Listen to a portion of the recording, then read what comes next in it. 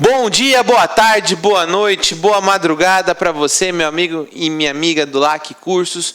Vamos dar continuidade hoje, uma aula bem curtinha, mas uma aula importante. Vamos falar de alguns direitos que os membros do Tribunal Eleitoral vão ter, por estar exercendo as funções tão importantes. Então, o regimento traz alguns desses direitos. E aí, vamos falar das férias, licenças, afastamentos e recesso. Ponto muito importante é entender quando que se dá o recesso forense. É o período em que a justiça fica entra de férias, é um recesso. Eu não digo férias no sentido da gente conhece, mas é um período em que os trabalhos ficam suspensos em razão das festividades de final de ano. Então, o recesso compreenderá do dia 20 de dezembro a 6 de janeiro do ano seguinte. É interessante que, por mais que esteja em recesso, é importante a gente lembrar que um ponto muito interessante é que a justiça não para. Imagine a justiça um verdadeiro hospital. A justiça não vai parar. Mas, professor, como assim a justiça não para, a justiça eleitoral? Porque o presidente do tribunal, ouvindo, obviamente, os membros do seu tribunal, vão estabelecer a escala de plantão, as escalas de plantões. Então, por exemplo, de um período X a um período Y, do período do dia 20 ao período do dia 6 do ano seguinte, haverá, então, uma sequência de membros que, durante os dias alternados, ficará como juiz plantonista para apreciar pedidos urgentes. Ah, professor, como assim um habeas corpus, um mandado de segurança? Pedidos urgentes, e aí fica a figura do plantonista. Professor, mas e aí, o plantonista pode decidir? Sim. Ele vai decidir sobre as matérias urgentes durante o período de recesso forense. Somente matérias urgentes. Por quê? Porque se não for urgente, recebe e depois vai para a apreciação do pleno. Interessante também aqui, entendemos que todos os membros do tribunal, eles vão ter direito à licença. Pô, professor, então o que significa essa licença? A licença ela pode se dar de forma automática. Como assim de forma automática? É no sentido em que você obtém esse direito e aí você só comunica o tribunal. Por exemplo, o juiz plantonista ele vai ter direito aí à licença. Ficou de plantão? Aquele período que ele ficou de plantão, ele vai gozar de uma licença. Ou o tribunal, ele pode conceder a licença em razão de um interesse pessoal do magistrado, em razão de uma situação em que o magistrado tenha que resolver, ou com relação também a situações excepcionais. E aí entra o critério da discricionariedade. Então vamos lá. Automaticamente, porque a lei dá esse direito. O próprio tribunal é quando o juiz vai e requisita. E, dependendo de uma situação excepcional também. Das substituições. Vamos falar das substituições. Aquela história, lembra? Do juiz substituto? Do famoso suplente. Como é que se dá a questão do suplente? E aí, vamos lá. Nas ausências, impedimentos ou incompatibilidades legais do presidente, bem como na vacância, serão sucessivamente convocados ao exercício da presidência. Prestem atenção. Questão certa na sua prova. Eles vão perguntar o seguinte: no caso da vacância do presidente, isto é, o presidente, a função do presidente fica vaga. Então, a função do presidente está vaga. E aí, o que fazer? O presidente está impedido, o presidente está de férias, o presidente está em tratamento médico. quem vai assumir o lugar do presidente até ele voltar? Em primeiro lugar, o vice-presidente. O vice-presidente assume o lugar do presidente. Deixando bem claro, o papel do suplente, desse substituto, é temporário, tá? Não vamos esquecer disso. Ele não, professor, o presidente morreu, o vice assume para sempre. Não, vai ser feito novas eleições. Não há possibilidade do suplente ficar em definitivo no lugar do titular. Não tem como. Então aqui o vice-presidente ele assume, mas de maneira temporária. Na ausência do vice-presidente, o juiz substituto mais antigo da categoria de desembargador. Dentre os desembargadores, dentre os juristas desembargadores, o mais antigo. Professor, não todo mundo não tem isso. Vai para o juiz mais moderno na categoria de desembargador, o mais recente. E por fim, o juiz titular mais antigo do tribunal. Então perceba que existe uma sequência. É uma excelente questão para cair. Porque vai cair na sua prova a questão do tipo, na ausência do presidente da República, quem que vai? É o vice. Depois do vice vai ser o presidente da Câmara dos Deputados, depois do Senado e depois do STF. Mas aí o examinador ele vai querer saber, no caso da presidência do Tribunal Regional Eleitoral, qual é a sequência a ser adotada. E esta aqui. E aí, gente, entra um assunto um tanto delicado e eu vou ser sincero com vocês. A gente está aqui, nós temos que otimizar tempo. Eu não posso ficar aqui trabalhando com vocês uma aula extremamente cansativa, senão a gente não anda para frente. E aqui entra dos assuntos mais sem graças que tem da matéria, chamadas competências, isto é, atribuições. O artigo 17 traz as atribuições do plenário do tribunal, depois do presidente, vice-presidente e procurador regional eleitoral. Eu quero chamar a atenção de vocês que eu não vou ficar trabalhando estes artigos hipótese por hipótese, não é didático. Já gravei outros cursos de regimentos e a sensação, os e-mails falam, não, professor, realmente não dá. Por que não dá? A aula fica maçante. Mas você tem que entender que cada um vai ter a sua função pré-estabelecida no regimento. Aí cabe a você dar uma olhada e ler quais são essas funções. Sentiu dúvida? Manda um e-mail para mim.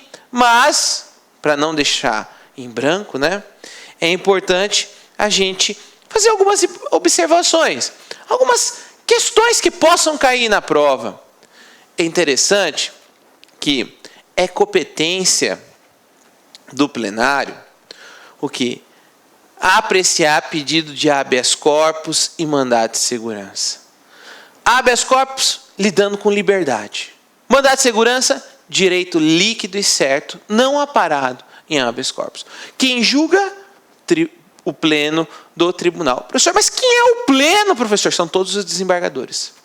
São todos os membros, são 7 membros que fazem parte do pleno. A importância desse julgamento é tão grande que todos têm que estar presentes, ou no mínimo 4. Outra coisa importante, os crimes eleitorais, o pleno que irá julgar, como também a questão do registro e impugnação de candidatos, as ações judiciais, as ações de investigação e as arguições de inelegibilidade, enfim, questões extremamente importantes dentro de um processo eleitoral, quem julga é o pleno.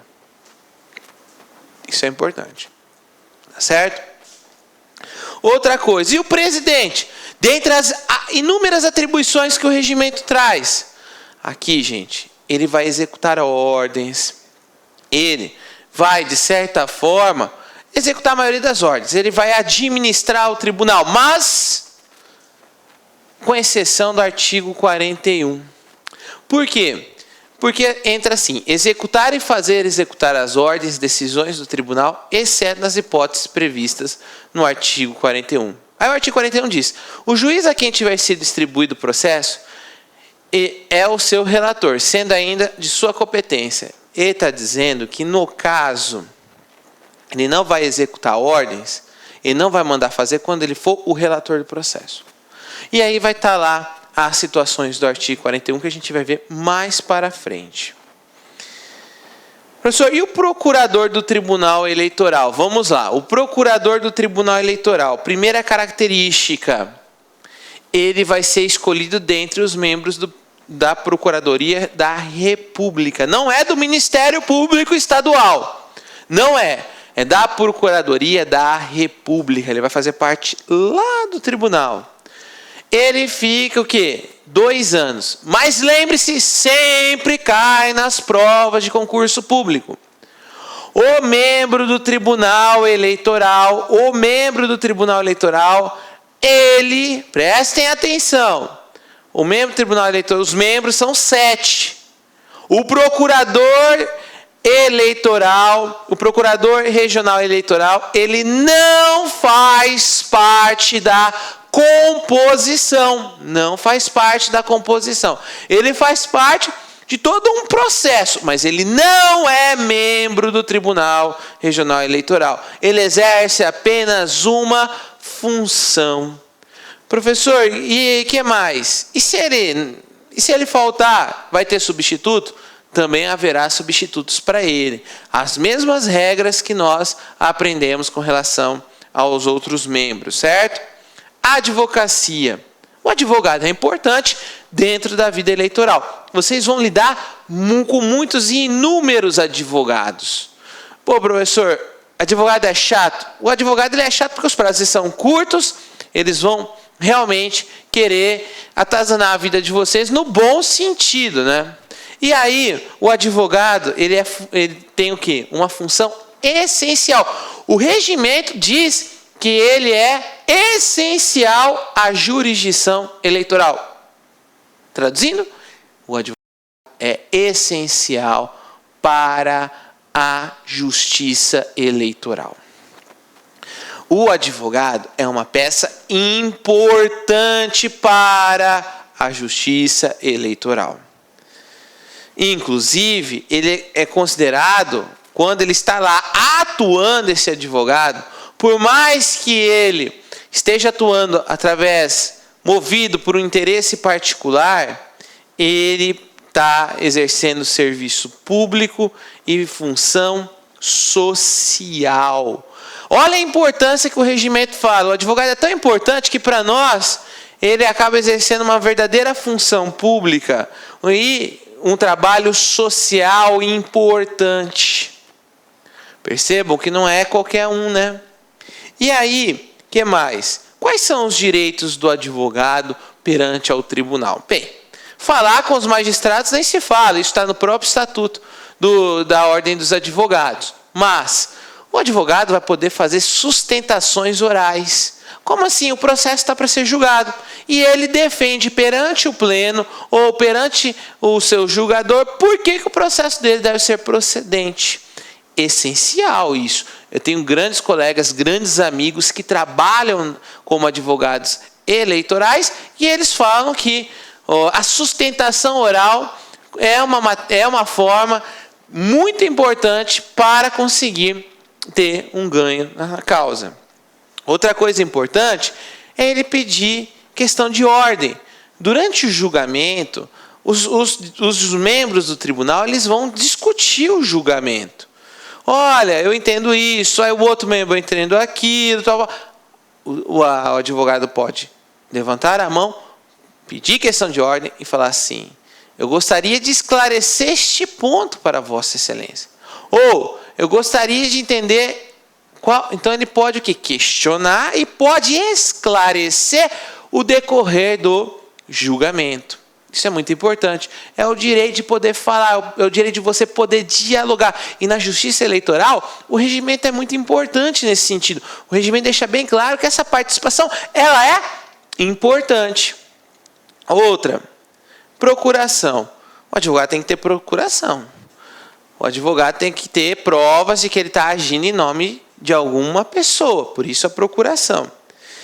E essa procuração ele vai deixar depositado, isto é, deixará anexado na Secretaria Judicial. Olá, meus amigos, olá, minhas amigas. Sou o professor Luiz Antônio Carvalho do site lacconcurso.com.br. E aí, gostou da aula do professor? Quer continuar assistindo? Quer assistir muito mais aulas? Então acesse o nosso site, que nós temos diversas videoaulas, diversos cursos disponíveis.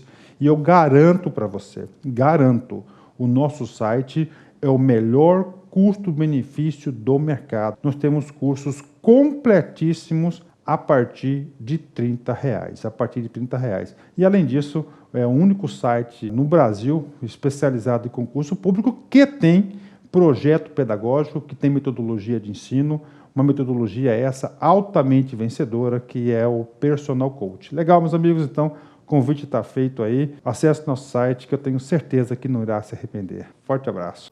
Clique lá.